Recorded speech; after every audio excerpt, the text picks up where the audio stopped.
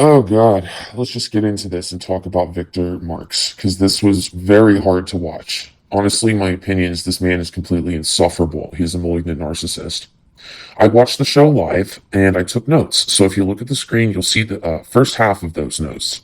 About halfway through the video, you'll see the other side of the notes. I'm not going to go through everything point to point, but I am just going to summarize what I gleaned from Victor. Let's just say this first for credibility. I'm someone who was raised by abusers for 20 years. I went through a very dark time.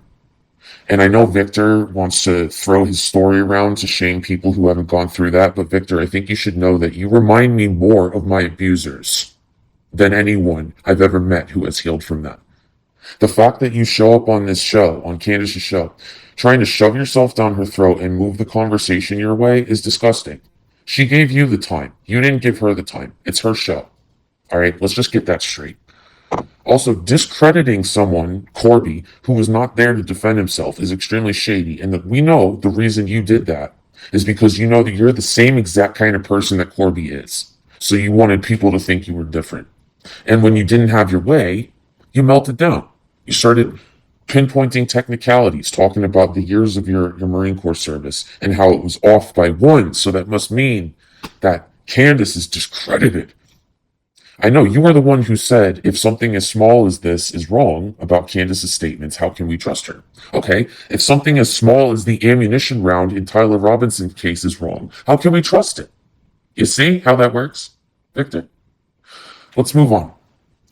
Victor needs to understand that he does not have the authority to cast out demons. He can rebuke them, he can pray for people, he can call attention to a demon. He cannot cast it out, and there's a reason for that. As a true believer, I've come to learn that there's a reason we have exorcists and there's a reason we don't. The exorcists have been ordained. They've been purified. They've been blessed, right? If you're a sinner, if you're a regular everyday sinner, which most of us are, you do not have the authority to cast out a demon. The demon's going to laugh at you because you're not pure. That's why our Creator had to come here and die for us. All right, Victor. So if you're really a believer, you believe in what our Creator did first before you believe in yourself. The fact that you believe in yourself this much tells me you are an arrogant narcissist. That's my diagnosis. I know I'm not supposed to diagnose people, but as someone who was raised by someone like you for 20 years, I recognize it, and I don't like it. The feeling I had through that entire episode was screaming at me from my gut. This is a very dark, dark man.